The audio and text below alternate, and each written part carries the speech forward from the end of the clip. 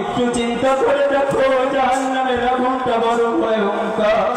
ওই কবরের মধ্যে যখন তোমাকে আমাকে রাখার পরে যার যার বাড়ির দিকে সবাই রওনা করে চলে যাবে, আপন বলতে কেউ তোমার আমার কবরে যাইবে না। আমাকে তোমাকে একা একা ফেলে যার যার বাড়ির দিকে রওনা করে চলে যাবে। এবার যা কবরের মধ্যে তোমার আবার চিন্তা প্রশ্ন হবে। এক নম্বর প্রশ্ন হবে, এবং তোর রবের পরিচয়টা দাও। দ্বিতীয় নম্বর তোর ধর্মের পরিচয় দে। তিন নম্বর তোর নবীর পরিচয় দাও। والنجم والشجر يسجدان وفضل زمانا على زمان كما فضل مكانا على مكان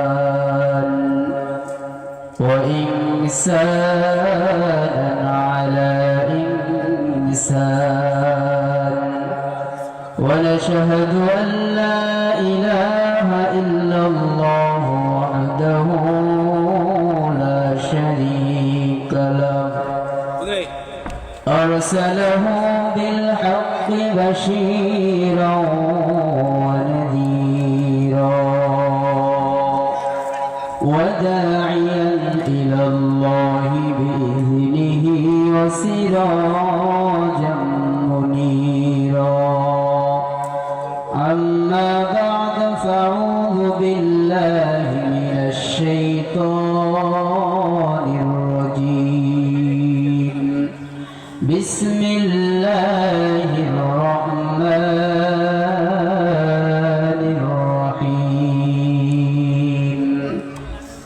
يعرف المجرمون بسيماهم فيؤخذ بالنواصي والأقدام أو كما قال النبي صلى الله عليه وسلم: المسلم من سلم المسلمون من لسانه ويده. صدق الله مولانا العظيم وصدق رسوله النبي الكريم ونحن على ذلك من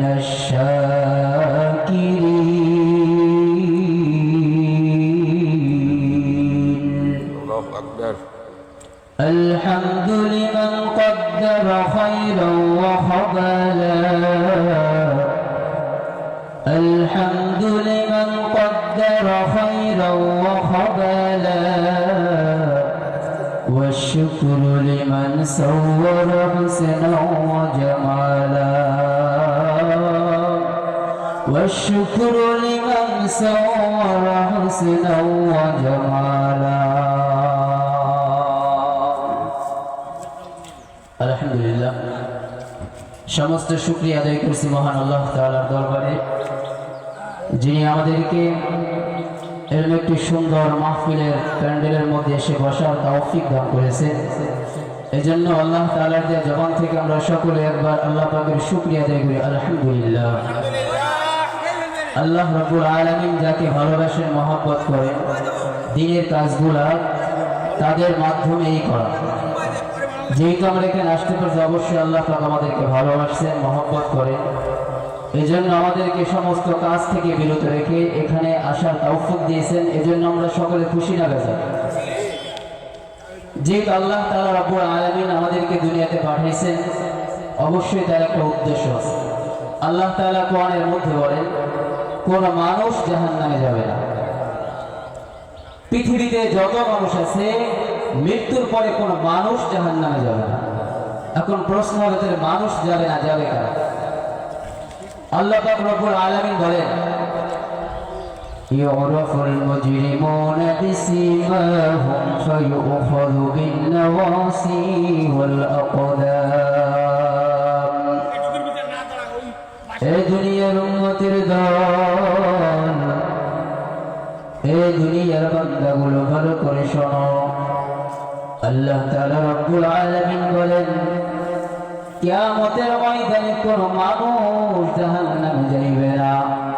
যেই বান্দাগুলা দুনিয়ার জমিনে অন্যায় করলো, সুদ ঘুষের টাকার সাথে জড়িত থাকলো, যেই মানুষগুলা আল্লাহর গোলামি করে না, ওই মানুষগুলা মৃত্যুর পরে মানুষের চেহারা থাকবে না। আল্লাহ তাআলা বলেন, গুনাহগার বান্দাগুলার যখন মরণ হবে, কিয়ামতের ময়দানে গুনাহগার বান্দার মানুষের চেহারা থাকবে না। ওই বান্দাকে আল্লাহ এমন অস্থির করবে, জানোয়ারের চাইতে নিকৃষ্ট বানায় তারপর জাহান্নামে দেবে। আল্লাহ রাব্বুল আলামিন বলেন, অনেক ভালোবেসে মহব্বত করে আদর করে বান্দাকে বানাইছি।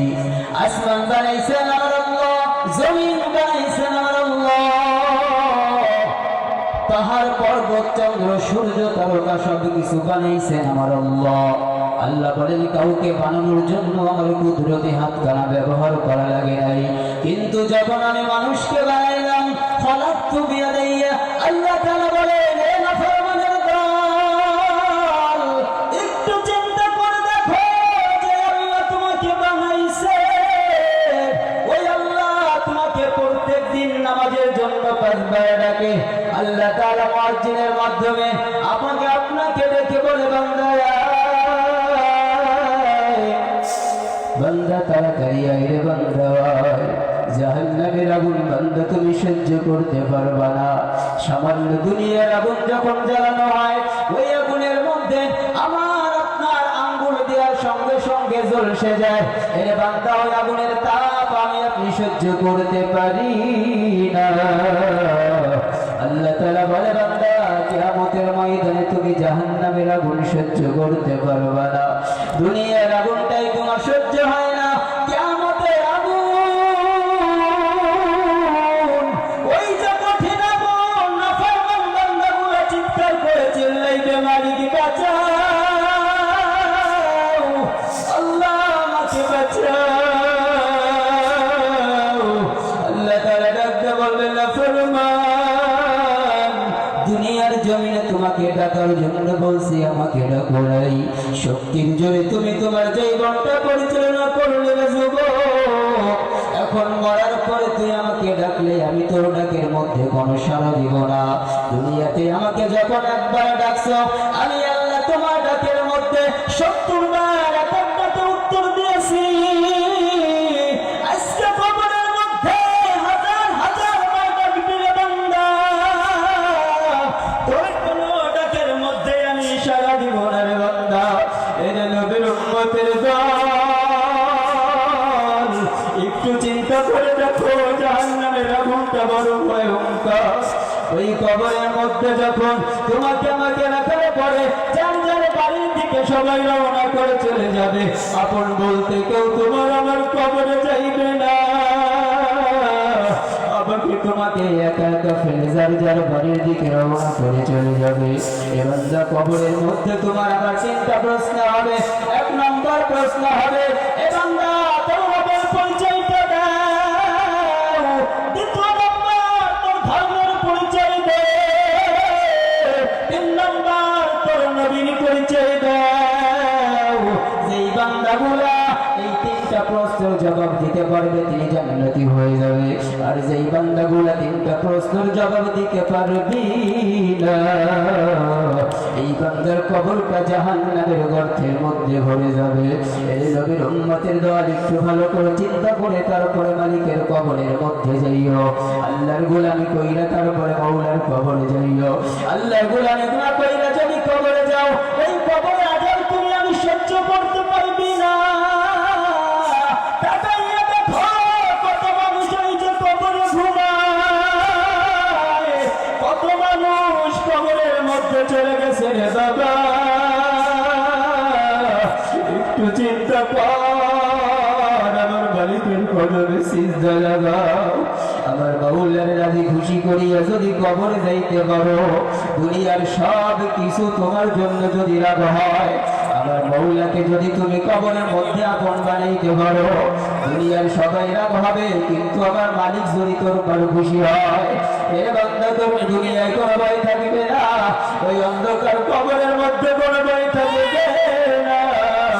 আর যদি আমার মাওলাকে রাজি না করিয়া কবরে যাও, ওই কবরের আযাব বান্দা তুমি সহ্য করতে পারবে না। এই জন্য সবাই আমরা মালিকের গোলামি করতে চাই কি চাই না বলেন? 5 ওয়াক্ত নামাজ পড়া লাগবে কি লাগবে না? যদি 5 ওয়াক্ত নামাজ পড়ে কবর যাই, মাওলা আমাদের সঙ্গে থাকবে ইনশাআল্লাহ।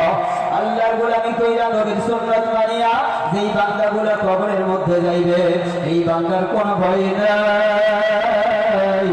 আর যেই বান্দা মালিকের বেঈমানি নাফরমানি করিয়া কবরে যাইবে, ওই বান্দার কবরটা বড় ভয়ঙ্কর হবে। আমরা দুনিয়ায় কেউ থাকতে পারবো না, চলে যেতেই হবে।